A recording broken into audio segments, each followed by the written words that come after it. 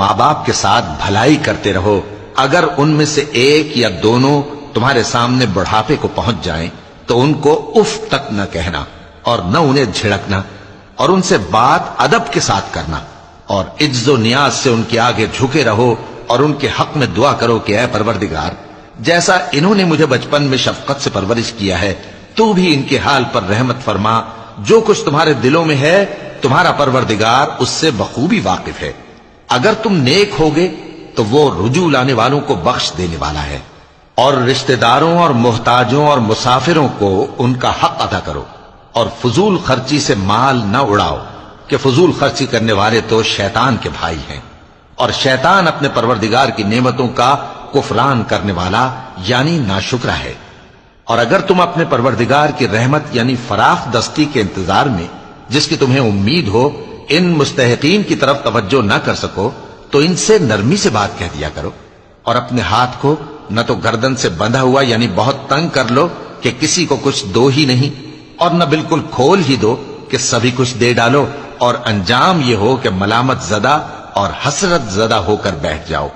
بے شک تمہارا پروردگار جس کی روزی چاہتا ہے فراخ کر دیتا ہے، اور جس کی روزی چاہتا ہے تنگ کر دیتا ہے۔ وہ اپنے بندوں سے خبردار ہے اور ان کو دیکھ رہا ہے۔ اور اپنی اولاد کو مفلسی کے خوف سے قتل نہ کرنا، کیونکہ ان کو اور تم کو ہم ہی رزق دیتے ہیں۔ کچھ شک نہیں کہ ان کا مار ڈالنا بڑا سخت گناہ ہے۔ اور زنا کے پاس بھی نہ جانا کہ وہ بے حیائی ہے اور بری راہ ہے۔ اور جس جاندار کا مارنا اللہ نے حرام کیا ہے اسے قتل نہ کرنا مگر جائز طور پر یعنی بفتوائے شریعت۔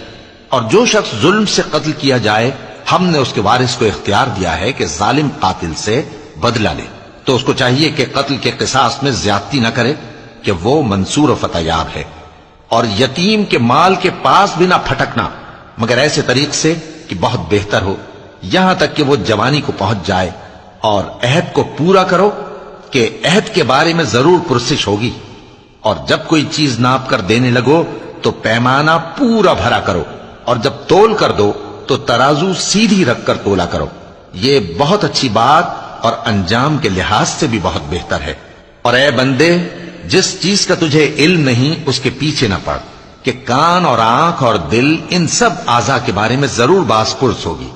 اور زمین پر اکڑ کر اور تن کر مت چل کہ تو زمین کو پھاڑ تو نہیں ڈالے گا اور نہ لمبا ہو کر پہاڑوں کی چوٹی تک پہنچ جائے گا۔ ان سب عادتوں کی برائی تیرے پروردگار کے نزدیک بہت ناپسند ہے۔ اے پیغمبر، یہ ان ہدایتوں میں سے ہیں جو اللہ نے حکمت کی باتیں تمہاری طرف وحی کی ہیں، اور اللہ کے ساتھ کوئی اور معبود نہ بنانا کہ ایسا کرنے سے ملامت زدہ اور راندہ درگاہ بنا کر جہنم میں ڈال دیے جاؤ گے۔ مشرکو، کیا تمہارے پروردگار نے تم کو تو لڑکے دیے اور اپنے لیے فرشتوں کو بیٹیاں بنایا؟ کچھ شک نہیں کہ یہ تم بڑی نامعقول بات کہتے ہو۔ اور ہم نے اس قرآن میں طرح طرح کی باتیں بیان کی ہیں تاکہ لوگ نصیحت حاصل کریں، مگر وہ اس سے اور بدک جاتے ہیں۔ کہہ دو کہ اگر اللہ کے ساتھ اور معبود ہوتے جیسا کہ یہ کہتے ہیں تو وہ ضرور عرش والے کی طرف لڑنے بھیڑنے کے لیے رستہ نکالتے۔ وہ پاک ہے اور جو کچھ یہ بکواس کرتے ہیں اس سے اس کا رتبہ بہت عالی ہے۔ ساتوں آسمان اور زمین اور جو لوگ ان میں ہیں سب اسی کی تسبیح کرتے ہیں، اور مخلوقات میں سے کوئی چیز نہیں مگر اس کی تعریف کے ساتھ تسبیح کرتی ہے، لیکن تم ان کی تسبیح کو نہیں سمجھتے۔ بے شک وہ بردبار ہے، غفار ہے۔ اور اے نبی، جب تم قرآن پڑھا کرتے ہو تو ہم تم میں اور ان لوگوں میں جو آخرت پر ایمان نہیں رکھتے چھپا ہوا پردہ یعنی حجاب ڈال دیتے ہیں، اور ان کے دلوں پر بھی پردے ڈال دیتے ہیں کہ اسے سمجھ نہ سکیں، اور ان کے کانوں میں ثقل پیدا کر دیتے ہیں۔